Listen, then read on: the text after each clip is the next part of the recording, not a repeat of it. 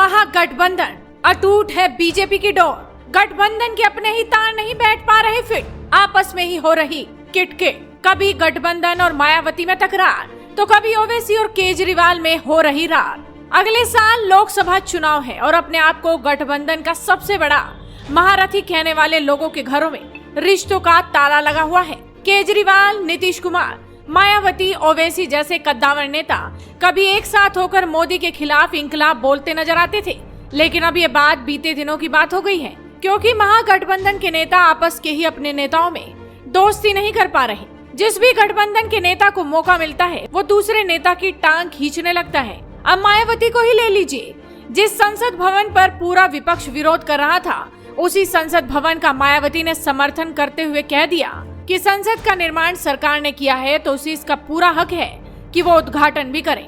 वहीं उन्होंने इस समारोह में निमंत्रण भेजे जाने के लिए आभार जताया, लेकिन ये भी साफ किया कि वो इस आयोजन में शामिल नहीं हो पाएंगी। तो वहीं मायावती ने कहा कि केंद्र में पहले चाहे कांग्रेस पार्टी की सरकार रही हो या वर्तमान में बीजेपी की, बीएसपी ने देश व जनहित निहित मुद्दों पर हमेशा दलगत राजनीति से ऊपर उठकर उनका समर्थन किया है। 28 मई को संसद के नए भवन के उद्घाटन को भी पार्टी इसी संदर्भ में देखते हुए इसका स्वागत करती है। राष्ट्रपति द्रौपदी मुर्मू जी द्वारा नए संसद का उद्घाटन नहीं कराए जाने को लेकर बहिष्कार अनुचित है। सरकार ने इसको बनाया है, इसीलिए उसके उद्घाटन का उसे हक है। इसको आदिवासी महिला सम्मान से जोड़ना भी अनुचित है। ये उन्हें निर्विरोध न चुनकर उनके विरुद्ध उम्मीदवार खड़ा करते वक्त सोचना चाहिए था।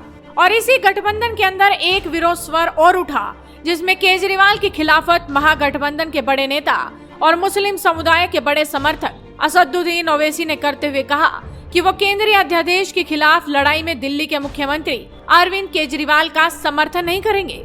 उन्होंने कहा कि आप प्रमुख कट्टर हिंदुत्व का पालन करते हैं। आगे ओवैसी ने कहा कि केजरीवाल ने आर्टिकल 370 पर भाजपा का समर्थन क्यों किया, अब वो क्यों रो रहे हैं। मैं केजरीवाल का समर्थन नहीं करूंगा क्योंकि वो सिर्फ नर्म हिंदुत्व नहीं बल्कि कट्टर हिंदुत्व का पालन करते हैं। जब 5 अगस्त 2019 को धारा 370 को निरस्त कर दिया गया तो अरविंद केजरीवाल ने भाजपा के नेतृत्व वाले केंद्र के फैसले का समर्थन किया। उन्होंने ट्वीट किया था, हम जम्मू कश्मीर पर उनके फैसलों पर सरकार का समर्थन करते हैं। हमें उम्मीद है कि इससे राज्य में शांति और विकास आएगा।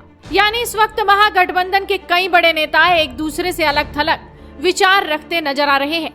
ये बात बीजेपी के लिए जितनी सही साबित हो रही है, वहीं ये बात महागठबंधन के लिए उतनी ही खतरनाक साबित हो रही है। इस बिखरते विपक्ष को लेकर नीतीश कुमार कितनी जोरदार लड़ाई लड़ पाएंगे, ये देखने वाली बात होगी। लेकिन जिस तरह से गठबंधन के नेता आपस में लड़ाई का स्वर बोलते जा रहे हैं, इसने बात साफ कर दी है कि 2024 की लड़ाई उतनी जोरदार नहीं होगी जितनी पहले के सालों में रही है, क्योंकि इस वक्त दलितों की सबसे बड़ी नेता मायावती का झुकाव महागठबंधन की तरफ पहले की तुलना में कम है। और तो और मुस्लिम के सबसे बड़े नेता ओवैसी भी दिल्ली के मुख्यमंत्री की खिलाफत कर बैठे हैं और इसी तरह से विपक्ष कमजोर होता जा रहा है और बीजेपी उस पर भारी। वीडियो को शेयर कीजिए और जुड़े रहिए हेडलाइंस इंडिया के साथ।